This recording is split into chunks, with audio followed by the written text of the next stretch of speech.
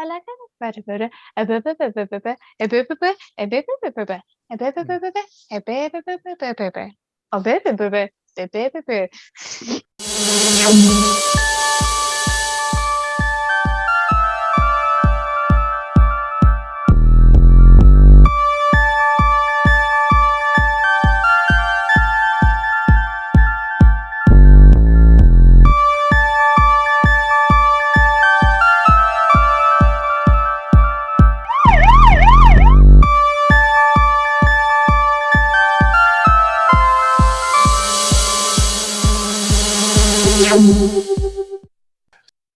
I'm Dan Carlson. I'm one of the four elements.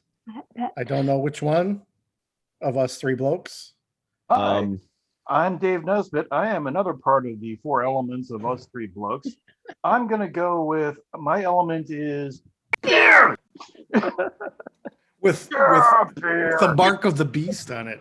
It's one of the four classic elements as outlined by the Greeks. Beer. Yeah. Every sentence should have the phrase "as outlined by the Greeks." Beer, caffeine, barbecue sauce, and fat. Those are the four.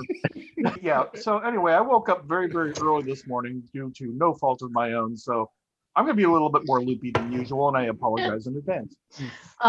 I am the Mad Head Cat. I am 25% of the four elements. And what is my element? What, of course, champagne! Champagne! Beer! Yes. Nice. Hi, I'm John Kadolf. I am one of the four elements of us three blokes. And I'm sipping wine from a box. Beer! How novel. And John picked this week's movie, Fifth Element. Yay! Yes. One of the greatest movies ever made. What were y'all doing in 97? I can tell you what I was doing on opening night of The Fifth Element in 97. I was seeing The Fifth Element at the Movies 10 Theater with my big box of popcorn, and I had just seen 12 Monkeys a few months earlier, and the trailer for Fifth Element just had the number 5 in outer space with the words Bruce Willis and "What is the Fifth Element?" And I thought I was going to see a very cerebral sci-fi movie, and that's not what I saw.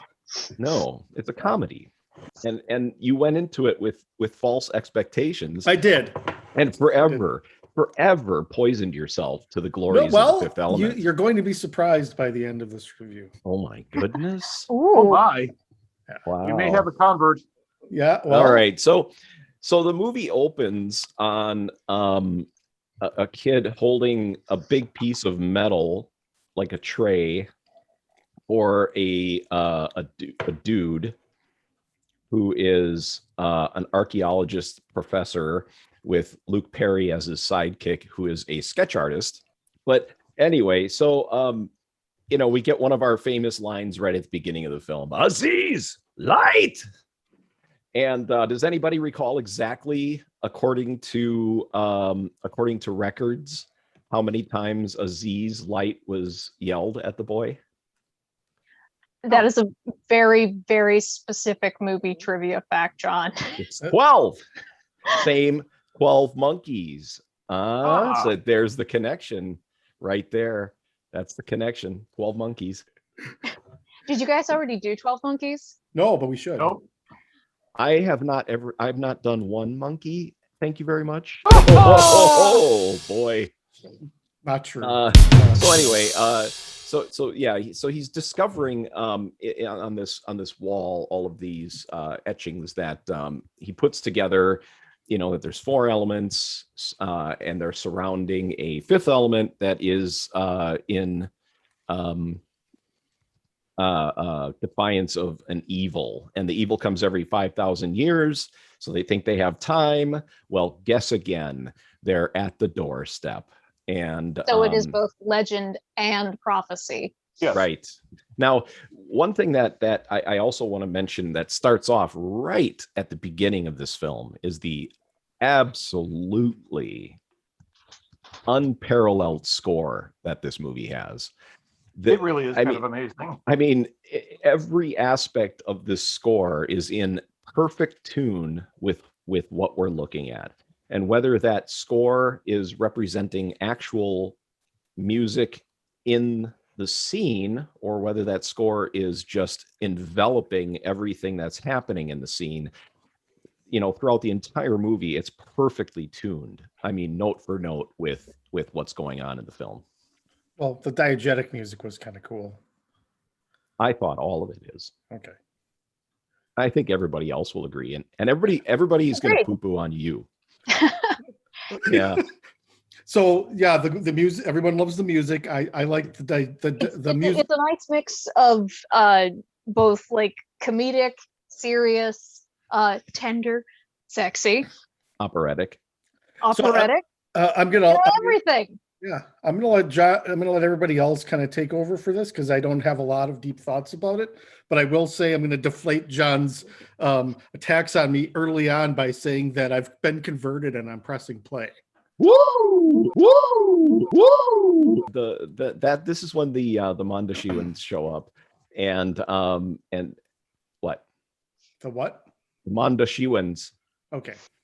Anyway, the guys that look like hubcap people. And mistakenly, are you German? They are mistaken for Germans by the professor, and no, you can clearly tell that they're not German because they have blue lights for penises. Like you do. I feel like there's some scene that I missed. I don't think we watched this. I looked away for a second. Kat and I watched a different movie than you guys did, I think. No, when they're waddling in from the ship, they all have these big blue lights where their penises should be. So anyway, they show up. Did not notice that detail. I also did not notice. Please continue. The priest is there, and he was trying to poison. He was trying to poison the professor at that point already, and it was unsuccessful. Yeah.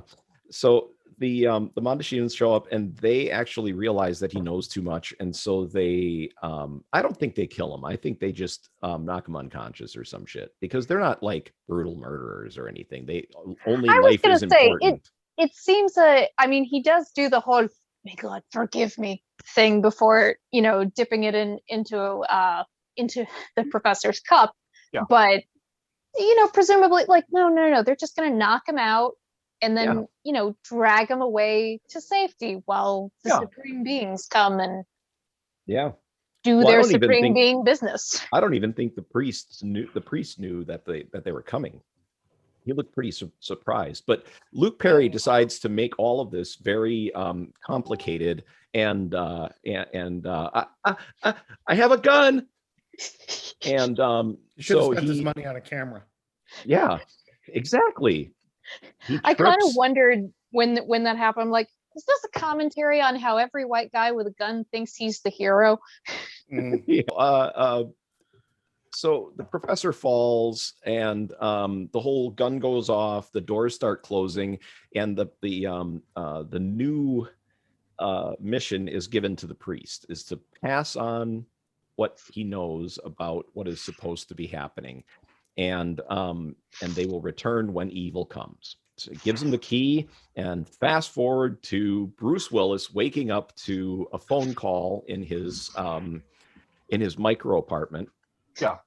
And dingy but futuristic all the same. I have to say, exactly. I just want to say that I know everyone else would look at those apartments and think, what a squalid, horrible way to live. But I look at that and be like, man, this looks awesome. I would live there. I mean, it's very efficient. You've got the shower, the fridge, and at least one other thing, I think, like in bed. the same tube.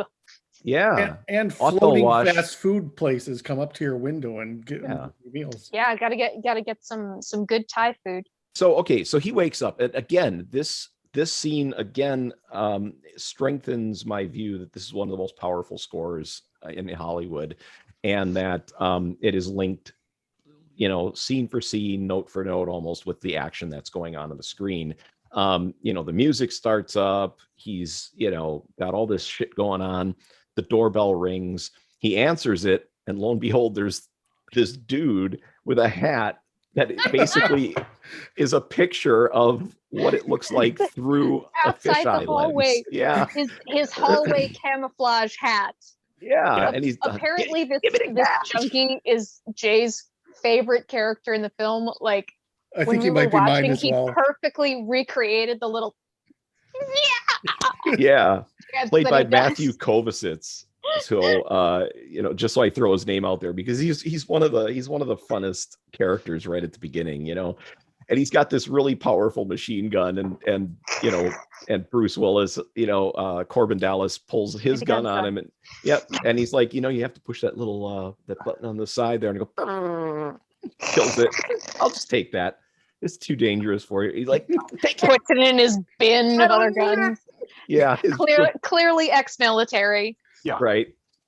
Always look for the little lever on the side that says safety. Right, exactly. So then the guy's out in the hallway, and the music's still playing from in the apartment, and he starts dancing just to the music, and it's like,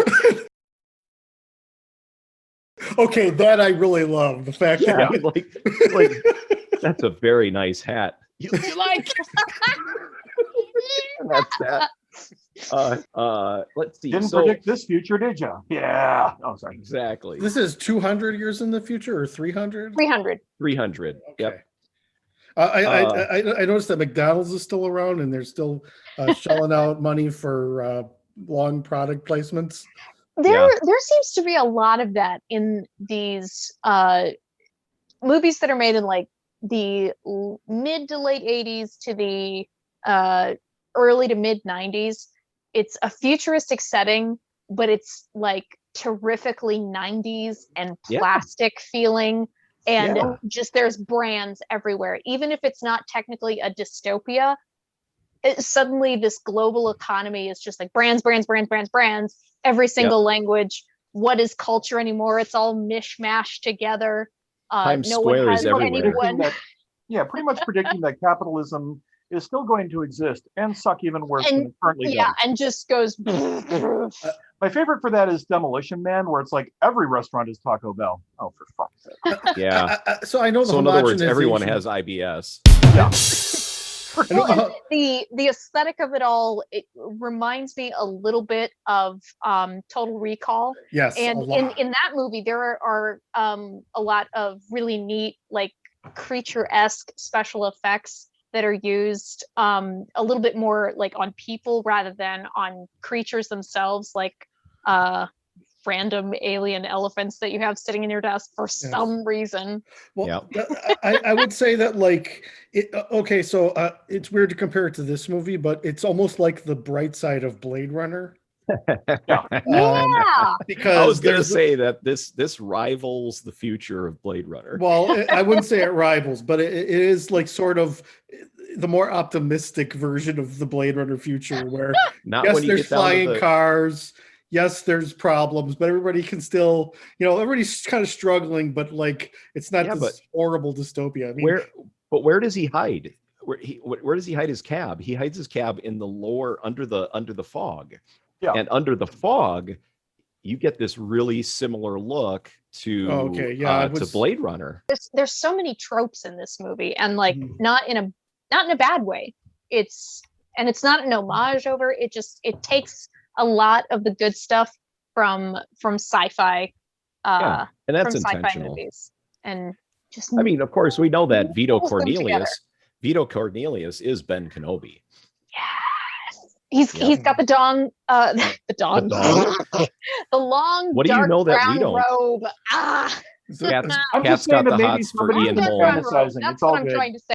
Kat, do I sense you have a little bit of a thing for Ian Holm? Who do I have a thing for in this movie? Mia? I mean, yes, obviously. I am only human. I am not a supreme being with however many layers of DNA. What was it, like 22,000? And nine syllables of gibberish to choose from for 45 minutes. Not gibberish. It's not gibberish. He actually created an entire language for the supreme being. If I create a language tomorrow, will it be divine gibberish language or a language? No. Apparently, he and Mila Jovovich could actually like have small conversations in the language by the time the film Yeah, was done. yeah. So, She said that they would have That's a level conversation. of research I have to Isn't respect. that ideal? Okay, Um, I'll give you He that. put the thought into this movie that Akuda put into Star Wars with the Klingon language, and actually working out the intricacies wanna of point out that tenses and everything. Klingons do not appear in Star Wars. No, I'm talking about. Did I say Star Correct. Wars? Yeah. Did I say Star Wars? You did. Oh my god! I just wanted to point Isn't that that out before just- 90 million oh, fans. wow, my nerd cred. I feel it God. chipped. Oh, I like ouch! I Ouch. tripped on a crack in the sidewalk, Wow. and At least- now there's a piece of my nerd At least cred we caught missing. it before. At least we caught it before we all the haters descended on us. Yeah. Oh my God. I'm sorry. do it all the I can't time, believe I though. did that. But Michael Like- Okuda created the Klingon language, or developed the Klingon language for the Star Trek universe, and did it with all intricacies. And Luke Besson decided to do the same with the Divine language. Ruby Rod. Oh Yeah. my Gets all god! You want excited. to talk about who I have a thing for in this movie? Yeah. Oh, Chris Tucker! Chris Tucker is amazing Oh my as Ruby God. Rod. God, no! Apparently- It's like everything I ever want to be when I grow up. Like completely over the There's a level top, of dramatic flair, effeminate, but at the same time, like super, super seductive of the ladies. Ooh. Don't you already have that? Apparently, the original plan was to have Oh Prince play my that part, God. but when Prince? Prince wasn't available, they went, Oh. yeah. They offered the role to Chris Tucker and said, "Do your best Prince impression." And he went, "Got it." So Kat, that's it. Kat, you already have that though. I already have that. Yeah, Who look do at I- look at your screen right now, for heaven's sakes. Oh, who do you see on your screen? I mean, Me. Oh Lord. So my favorite Chris Tucker moment is in Jackie Brown when he says when someone tells him to get in the trunk and he goes, "I ain't getting in no motherfucking trunk for no motherfucking minutes." Okay, that's all I wanted. But Trust me, What? I understand. I'm a wartime correspondent now. Corbin. Oh my God. Ah!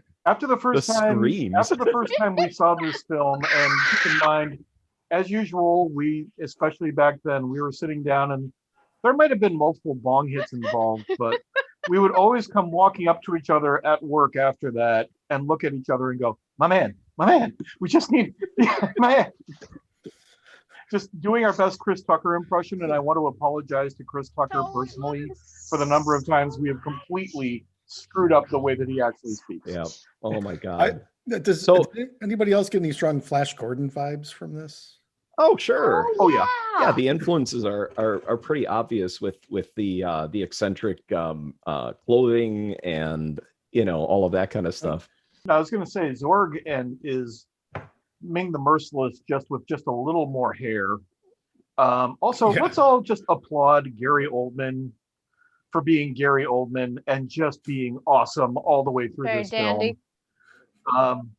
I mean, he, especially after he had done The Professional 2 years prior with Luc Luc Besson, and that is like, if you ever want, like, to me, there are two definitive Gary Oldman parts. There is that, and then there's a film called State of Grace that he did with Sean Penn.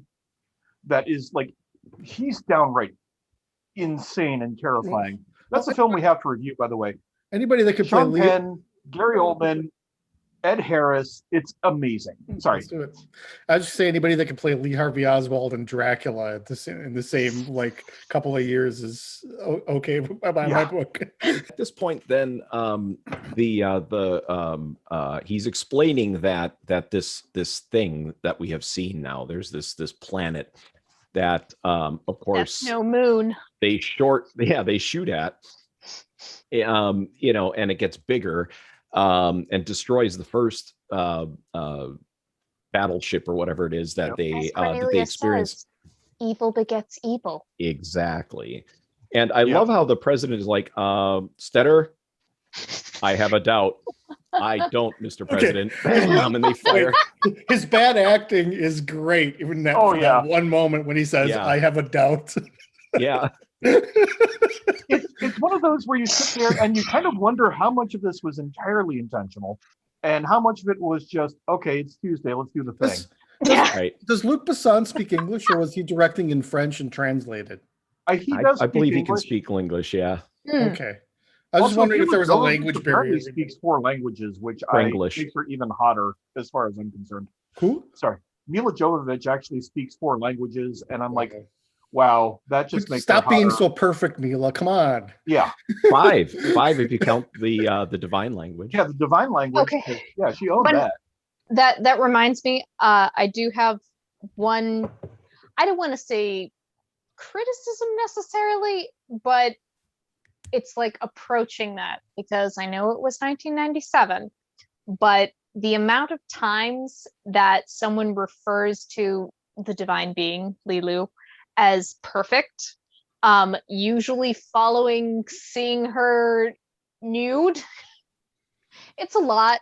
It's a lot to say, like, yes, pale, young, scrawny is the perfect ideal. Is she cloned?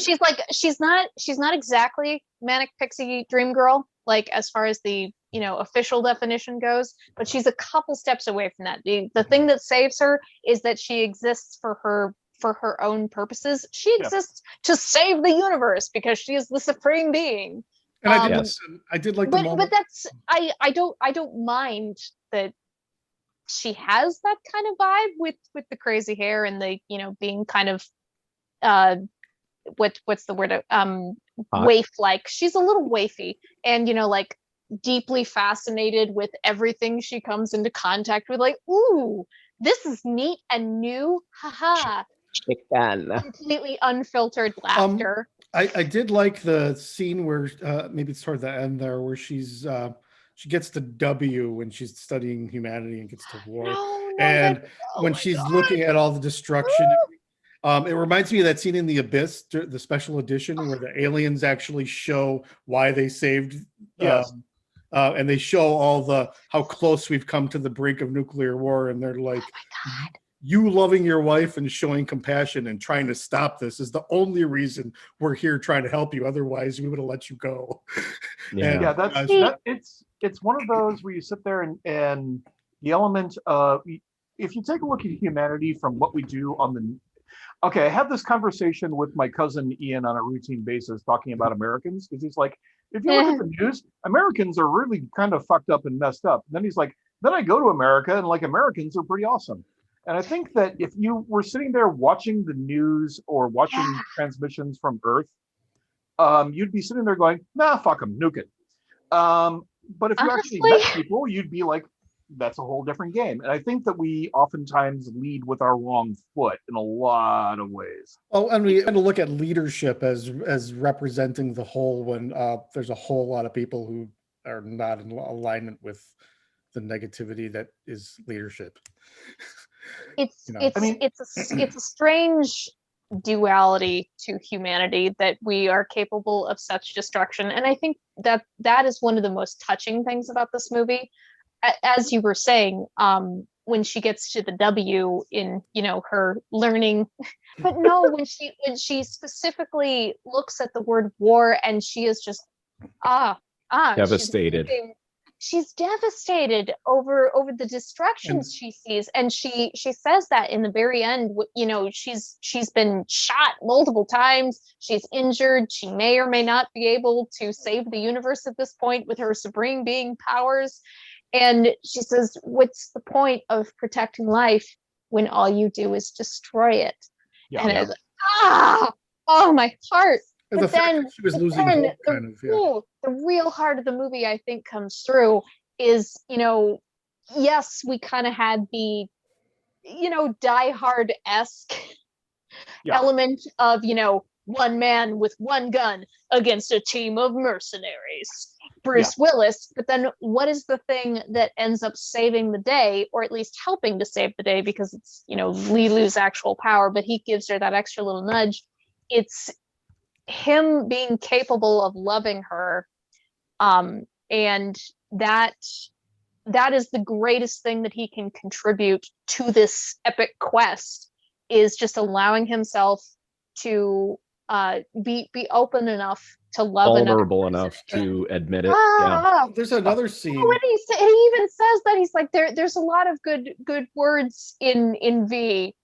Vulnerable. Oh my god, so cute. I can't. There's another scene with the opera singer where Bruce is allowed to watch it and just be generally moved by it. And he is. I think he goes in not expecting. Yeah, he didn't. Like he's on a mission. He's on a mission. He went in there just like, oh, geez, I got to put up with this. You know, kind of how I went when I watched the movie last night. But then I actually had the Bruce Willis reaction when I got to that opera scene, and I was like, wow, he's taking in the beauty of this and allowing it to help him. And we see the contrast of that when we get back to Gary Oldman and hears screams and he goes, oh, I know this music. So we see the difference between somebody who actually will allow art to impact them and someone who won't. Mm-hmm. I think that's I think that's one of the better parts of it, is that Gary Oldman's character is a representation of a person who has power but no real idea of what to do with it outside of get more. And and then you also have Dallas as a character who is a person who has spent most of his time sublimating an awful lot of his capacity for empathy and a lot of his capacity for that. And when he finally opens up, it becomes the thing that not only just saves himself, but saves the world as well. Because I think that's something that from a storytelling and textural standpoint is a piece where we as a society, especially amongst men, but I mean, society in general, but men in particular, vulnerability is not really seen as a positive thing, but it's vulnerability that allows you to feel. It allows you to have the opportunities to actually sit there and realize that there's something broader than just the most basic elements of survival. I'm always taken aback a little bit by any guy who says that they don't cry at movies. And like, why would you want to take a big part of your emotional reaction to something and tamp it down? Why would you lock it away? Yeah. Why would you deny yourself that part of yourself? Yeah, not worrying about your image. Why would you deny yourself that huge portion of hedonism, baby? It's the way to go.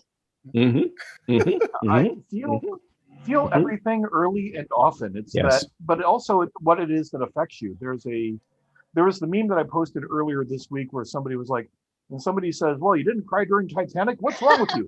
No, but I cried during this.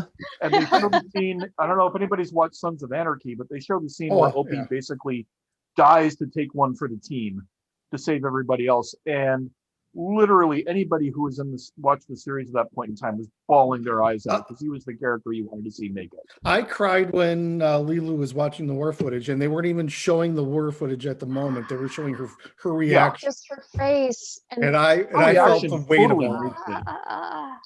So I've cried watching Rick and Morty. I have actually. Oh my God, there are some very cry-worthy scenes in Rick and Morty. Yeah, that is a show that runs way, way deeper than anybody will ever give it credit. Well, that's one of the things that I love about that. I mean, not only, again, every fucking sci-fi trope that you could ever hope and dream for, but also, it's this complete absurdist, surreal spectacle. But then there are a lot of moments of like, not only like a little bit of tenderness, just a sprinkle of tenderness, but then there are a lot of moments of real dark vulnerability that doesn't necessarily have a resolution, and that open-endedness is kind of hard to deal with. And I think that's cry-worthy on a number of occasions. So. Yeah, go ahead, John. There's a lot of stuff comedy that we're skipping over too, though. Yeah. I was about to kind of get back to that. I think that in just to get to the comedy, but the comedy helps to basically, especially for I'm going to pick on American audiences, but audiences in general. I think the comedy allows us an opportunity to sit there, laugh, and feel. And then when you feel those moments of vulnerability, it gives you an opportunity to sit there and go, no, dude, I was laughing so hard I was crying. It has that element to it. But the comedy is that the true fifth element? Hang on, let me check the 5 corners in my. Oh wait. I'm sorry. I interrupted. Oh no. I think today is going to be one of those days. I'm drunk. I am drunk. Oh my God. One beer. Although the beer is this big. So. This is a great movie for that though. Like I almost wanted. I know Dave and I have a show in 2 hours, but I would love to watch this movie again while a little more under the influence. I did have one beer last night, but it wasn't that strong.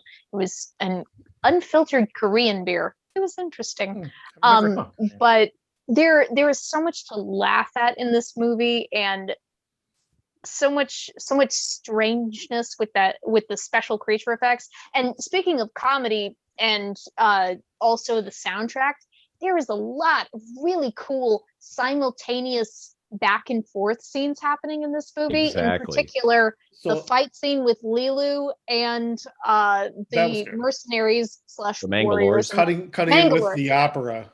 Cutting in with the opera, yes. Right. Not only do you again have those serious moments of Bruce like feeling lots of emotions and being almost a little stunned by it, but then you've got LeeLoo. Oh, I'm sorry, I'm totally getting into this like flip-flop of the feminine and masculine now.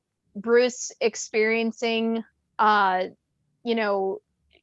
tenderness and vulnerability, and then LeeLoo, the Kicking masculine, ass. protect, kick ass, That opera God, singer. it's so good. Okay, so John's compared this movie to Star Wars a lot, which I think is one of the reasons why I reacted so strongly against him, because don't just pull that comparison out of the air. How dare you? Yeah, Oh, but at the same time, there are a lot of Star Wars elements now that I watched it again, because she definitely reminds me of like a Syndulla with the green, I don't know what those are called, tentacles out of her head, but Blue. Yeah, she does look a little bit blue. like the dancer in Jabba's palace. that was Twi'lek. that particular Twi'lek. Yes. Yes, she has a bit of a Twi'lek vibe going on. Yeah. Mm-hmm. But she also has please telepathy. please continue. She has telepathy because she can think to others. Mhm, But the other connection to Star Wars is that Major Iceborg has Princess Leia hair. Yeah, she does. I love that. But it's the names, man. Iceborg. It makes me think of like ice pirates. Yeah, there's that. Hey, come on. Feels if you have a problem with that, then you cannot like Spaceballs either. I don't like Spaceballs either. I don't either. But would you say that, Dan? Would you say that this movie is somewhere between Spaceballs and I'd say it's Star between. Wars? I'd say it's between. It's the element, I'd say it's the middle ground between Battle Beyond the Stars and Star Wars. It's got the silly kind of Star Wars. Yeah, it's got a little bit of slapstick, but also very serious themes and an amazing score. Yeah, and I never noticed the serious themes before because it was so like. So this movie starts out as a comedy, but then it goes into high farce when the talk show or the show shows up.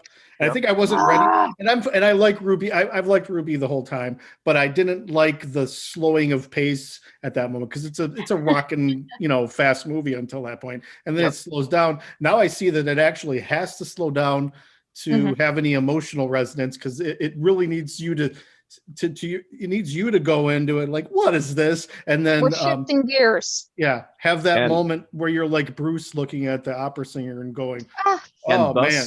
And thus I speak of genius when I speak of The Fifth Element. And I've always held on to this. And finally, Dan, you actually have tuned into it because you just said it right there, that the pace of the movie is very, very specific and intentional, and everything in this movie is intentional, down to like the whole like you said, Kat, the fight scene, the part where Vito goes to see Zorg and gets locked in with him, and then Zorg is explaining why chaos is so important to life and why death, destruction is so important to life. Pushing the glass off the edge of the table. So and good. Then he gets the fruit. and he eats the cherry, Yeah, and Vito cherry pit Cornelius stuck in his says, throat. yeah, that your whole big plan is going, is could be completely destroyed by one little cherry. And he's referring, to the cherry, but he's also referring to the 90s euphemism for a woman, or a specific, referring to LeeLoo. Everything's going to go to hell because of LeeLoo. And I just love that.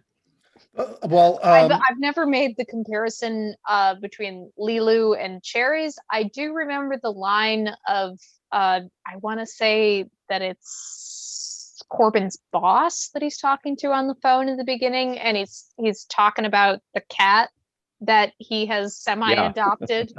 He's like, yeah, that's right. Prefer that to the real thing.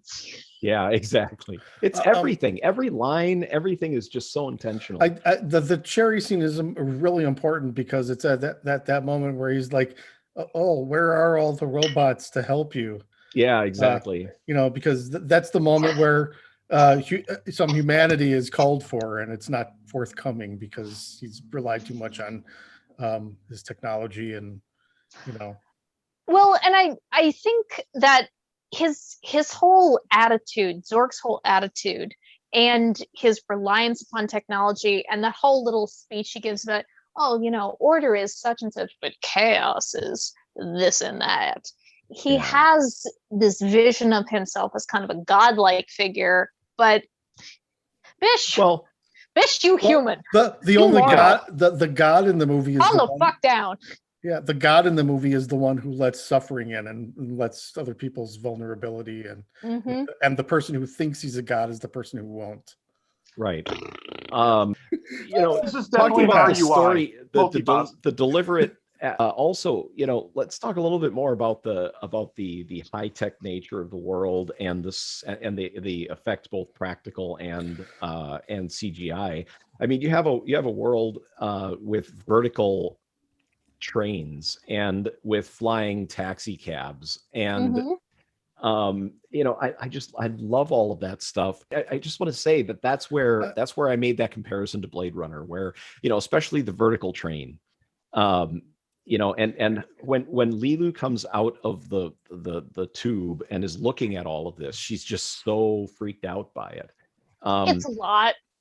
I mean, even she had just been born of a cloning process. machine, Yeah, like she 5 minutes was earlier. She was basically they basically 3D printed. They 3D printed a supreme being.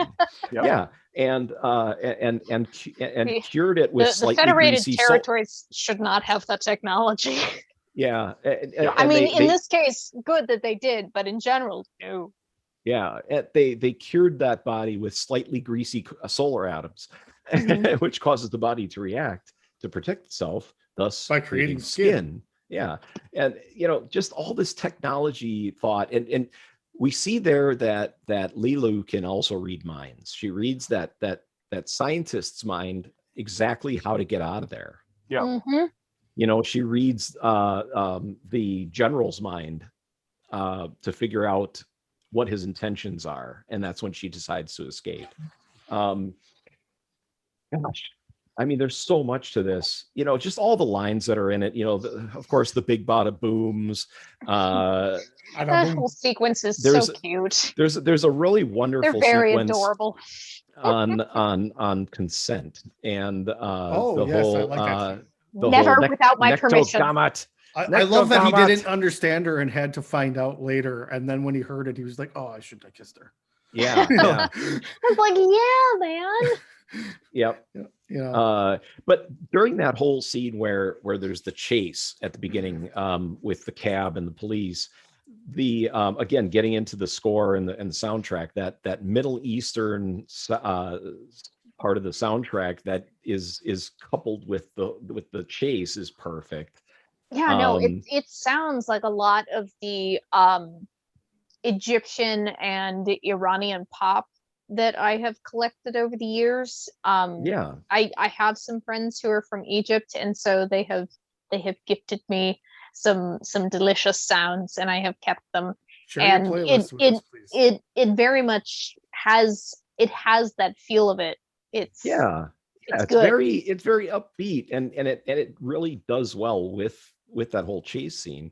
And during that chase scene, all the little looks that that they focus in on, the facial stuff of the characters during that, it just all fits so well. Well, of course, I love the fact that they ask him, "Are you designated human?" "No, I am a meat popsicle." And I believe that just means that he was grown in a test tube or something. I was wondering, I'm like, are you being sassy with them, or is that like I love typical slang within the culture? I love I don't know which one it is.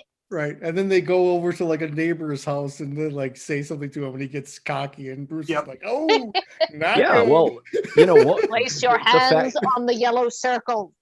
And that was because LeeLoo took his name tag off of his door and went and put it on the other guy's door. Oh. Was it LeeLoo or was it Cornelius? No, it was LeeLoo. She picks it off LeeLoo, and yeah. puts it on there. Can we give a shout out to Ian Holm? Oh my God, Oh yes. God, he's so good. He's good in everything, but he's great in this. I've never seen him in a comedy, and he's my favorite scene in the whole movie as far as the comedy portions are when he falls out of the ceiling and says, "Are we there yet?" Also, the scene where he hits Corbin Dallas over the head with the trophy, and just everyone's reaction at that very moment is so pure and genuine. May God forgive me. Perfect. Yeah, but I mean, even LeeLoo in the background reacts to it, and then Bruce Willis's reaction was perfect to getting hit. He was just like, back when Bruce Willis wasn't just phoning it in. Yeah, right, exactly. So I have a question. What do you guys think? This, no. Oh, and I then also that part doesn't exist in Bruce's timeline. I'm sorry. What's that? What part? No. When he was phoning it in. Oh, no. A Good Day to Never Die done Hard. That. Don't understand when that was. You're referring to someone else, I think. I'm sorry. Okay, sorry. You're right. So also I want to point out the sequence when they are getting ready to leave with the ship for Floston, and that whole sequence where it's jumping back and forth between, again, and it's the reggae simultaneous scenes. Yep, so the good. segue with the sex, the fuel rod, the landing gear, and Ruby Rod having sex with that. Yeah, and having sex with that the stewardess. Oh, I feel like this with all humans or whatever. Does that remind anybody? Baby, I never felt like this with anyone before. Oh, really, Mr. Rod? I want all positions. Yeah. Anybody think of Austin Powers when they were watching that? Like when they're oh God, yeah. when he's like looking up at the, but it very much has that vibe. You are right. Yeah, he's looking up at the blimp and he's like, "Look, it's a big," and then like, "Wiener," like. Oh yeah, that kind of thing. All those sequences they've done in the films, which are comedy gold. And the same thing was done playing on the dialogue. Yeah, the same thing was done at the beginning of Shaun of the Dead when they're sitting in the pub in the Winchester and they're having the conversation. And every time he pauses, Ed would say something vulgar in the background that was filling in the sentence. Yep.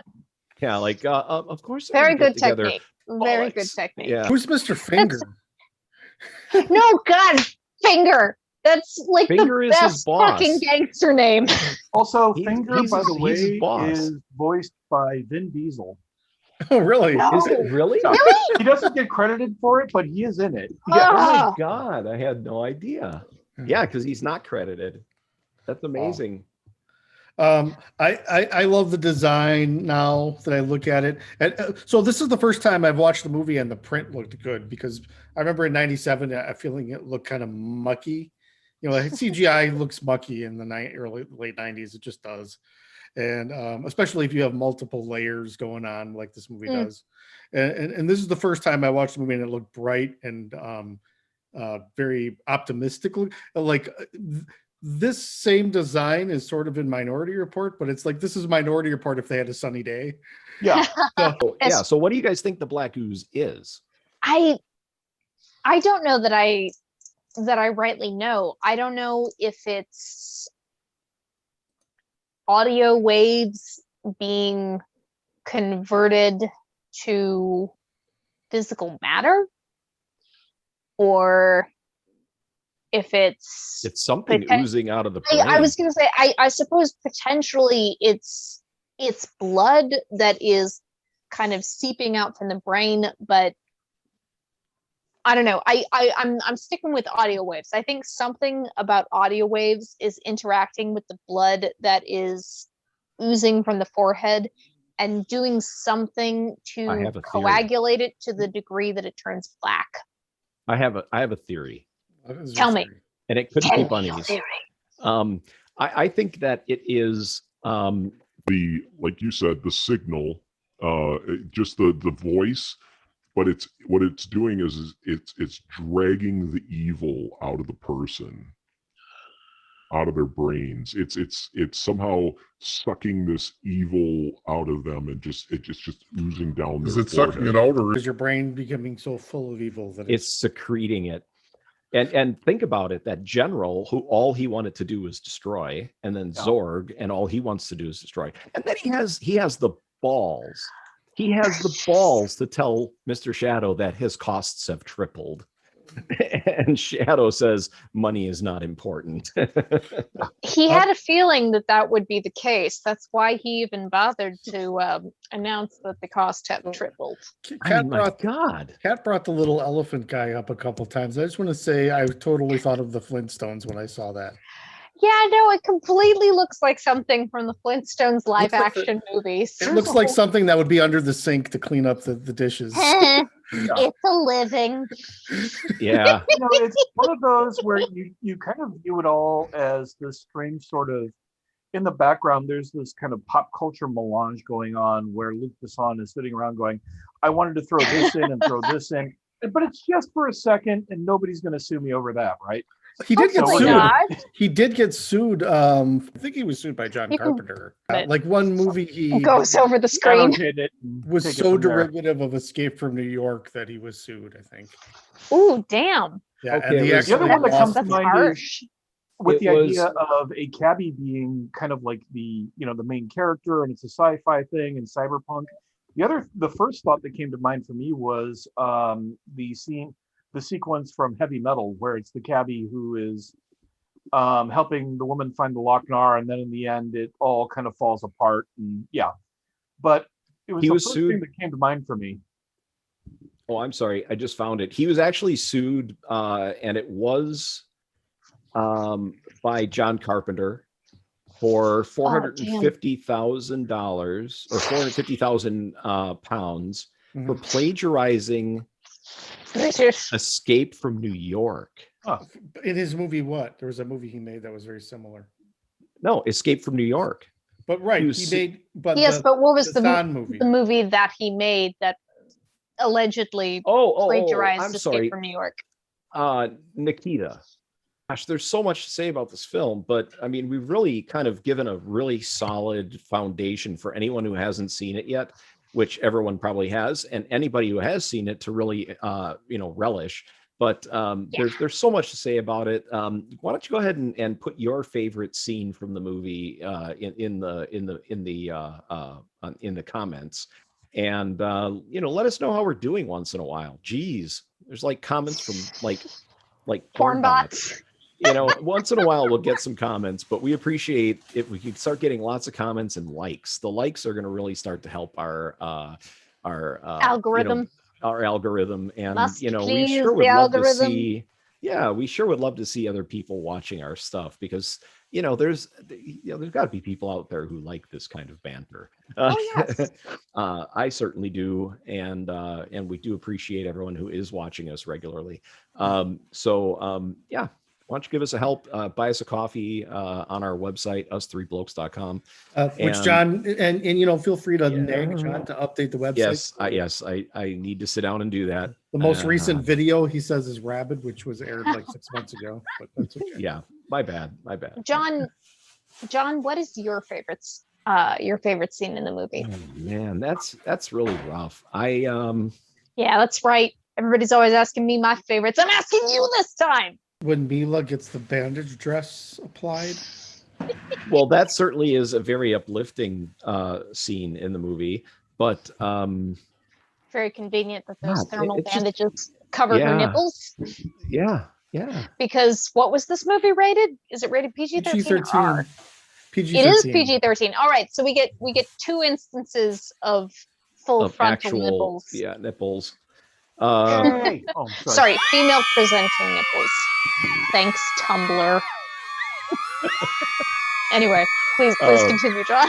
That's okay. Honestly, I think that it's more like, I think my favorite part of this movie is more like an aspect of this movie. My favorite aspect of this movie is the transitions between scenes with similar themes, and where sentences are finished in other scenes with other people, and everything ties together. I think that the soundtrack tying together with the segues, with the dialogue, is my favorite aspect of the movie. But there is, I mean, I love the entire movie, start to finish. I am just happy with it. So press play. Press play. Now, there's Obviously. one thing about the entire movie that I don't particularly enjoy. What? Yes. I don't believe you. I think you're just saying that. It is one of the features of the Zorg ZD1 rifle, or I think that's the ZD1. Is that's part of the movie. The fancy schmancy gun. The fancy schmancy gun has something that they ended up calling the ice cube system. Oh, yeah. Yeah, I think that, if there was anything in the movie that was that kind of just I was just like, flat. Yeah, that was just a little flat. Well, and especially since it was the last bit in his list of features of this weapon. Yeah. It's like, no, I feel like you want to finish on the flamethrower. Yeah. It's knowable to 20th and 21st century. It does have a viewers. It does have a Batman and Robin vibe with Arnold Schwarzenegger shooting his freeze gun. It's an ice cube system. Oh my god. There were so many moments where I just expect Arnold to come popping up. Oh, yeah. That would have been like the ultimate kind of like walk in on this film. It was the one thing that was the only thing that was missing. This is like a kitchen sink film full of pop culture references and madness and insanity and science fiction and opera sequences that had to be edited together because there's no way a voice could actually do that in real life. And anyway, I love this movie. The cast alone, we got Bruce Willis, Gary Oldman, Ian Holm, Chris Tucker, Luke Perry.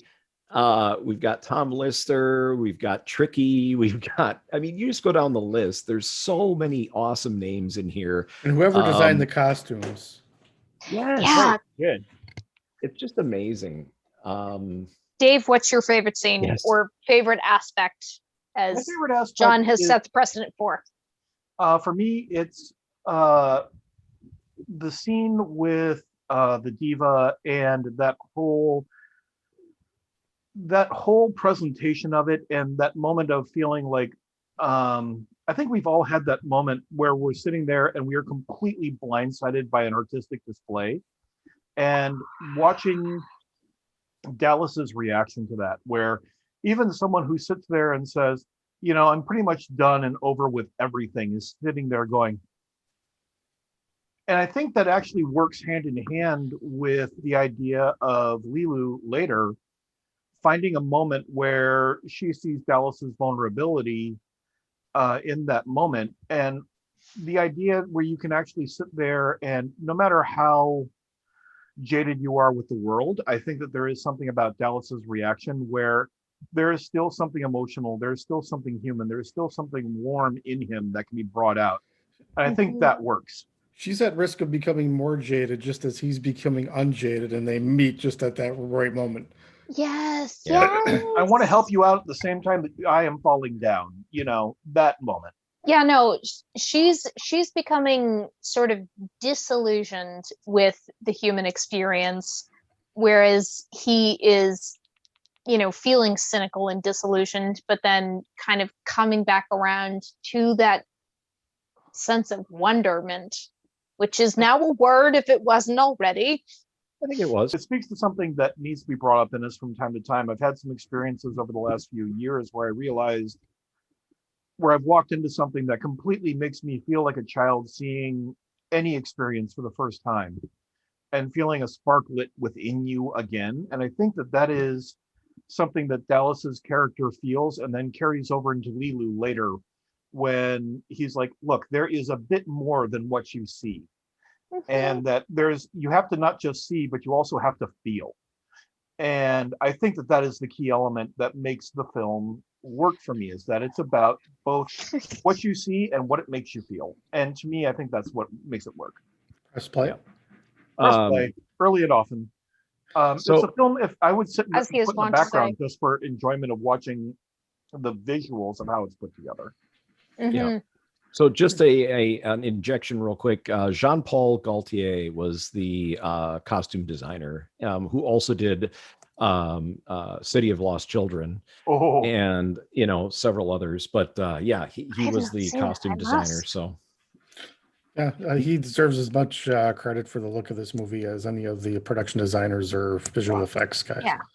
There is just a really strong, you can call it not unique if you want, because there's so much homage here and there and everywhere, but there's a very strong aesthetic to this movie, and I heartily appreciate it. he also did a Depeche Mode video. Huh. Yep. Okay. Maybe in pseudo. It's no good. Yeah. Kat, how did you respond? So there are two bits of this movie, two specific scenes that I really particularly love. Obviously, the LeeLoo looking up the word war and her reaction to that is a close third.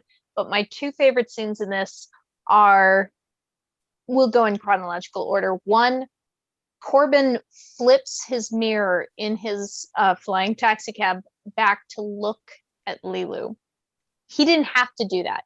Yeah. He already was kind of giving over, kind of reluctantly giving into the police because, he's only got 1 point left on his license. Fair enough. But he flips his mirror to look back at her. He's looking for a reason to say, fuck off, to being locked into this drone life. He is so sick of this plastic, ultra, super duper capitalism. He just really wants to say fuck off. He's so tired of it. He flips his mirror back to look at her. He wants to help her. He's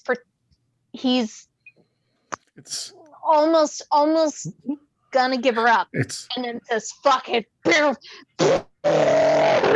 It's when he answers the call to adventure. He's going. He's gonna do the thing. Yay, a baby. And the other so that sequence there where he is like wrestling with whether to maintain the status quo or to go with what he feels. Someone had a thing they were going to say. What are you going to say? Oh, Dave, you were going to say something. Dave, what are you going to say? I think that that's something that speaks to the overall theme of the film in general, is the idea of you can either exist as this drone thing that is going through life through the path of least resistance, or you can sit there and go, the call to adventure is here, and it also gives me an opportunity to feel like an actual decent human being for a moment where I help somebody who clearly needs it. And I think that that begins to set the tone for the character in a way that makes the rest of the film work, because he's looking for a reason to live rather than exist, and LeeLoo becomes that reason and the quest to bring her from point A to point B. And then you were saying there was one of 2 points you wanted to make, Kat. What was the other one? There was one other point, and we talked about it a little bit earlier, but I'm just gonna zoom in on it a little bit more. The scene that is kind of going back and forth between the operatic concert of the Diva and the fight between LeeLoo and the Mangalores. Between the Mangalores, yeah. I think that is God, where's my fucking note? I'm so sorry. I think there was. There we go. alcohol in that glass. Is it in here?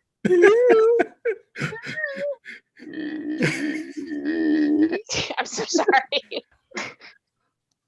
Pairing an operatic solo with a single fighter taking on a whole team by herself. Oh my God, what a metaphor. Because that piece of music is, yes, somewhat digitally altered, but there is kind of a fun tale behind the creation of that operatic piece that the opera singer, whose name you will have to display across the scene because I did not write it down. She's a different person than the actor who portrayed the diva. But when she came into the studio, he was blown away by her technical ability to sing very high and very low notes. And she was able to do about 85% of what he had written. And even if that hadn't happened, even if you had only had that 85%, that technical ability of operatic singing paired with a single fighter taking on a very difficult fighting situation with not only efficiency, but also a little bit of flair, because again, near,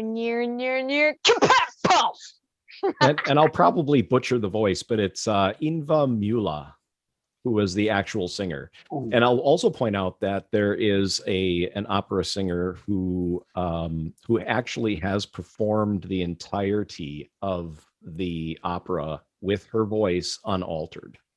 Wow. Yeah, Nice. and it's out there. You can search it. Okay, we'll do that. banana.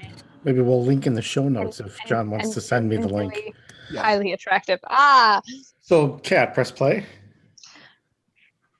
Again, maybe in Sear. Press play, play. Okay, so I thought that there would be more likelihood that I would end up the centerpiece of the Human Centipede than the day would come that I would say press play on The Fifth Element. Yay! That day has arrived. Yay! I have converted Dan. Yeah. Okay, wait.